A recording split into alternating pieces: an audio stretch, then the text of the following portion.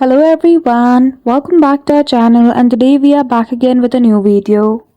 So in this video, I will show you how can you easily join Roblox Blox Fruits Discord server. So without any delay, let's get into it. For that, firstly open Discord application on your device. After that, once you log in with your account details, click on plus icon on your left hand side. Then go to join a server option at the bottom. In the invite link, you simply need to write Blox Fruits. After that, click on Join Server and now as you can see, you have already joined the Roblox Blox Fruits server. To verify your identification, you can simply choose this option from this tab, read this instruction to verify yourself or simply click on #verification. So that's it. That is how easily you can join Roblox Blox Fruits Discord server. So I hope you found this video helpful.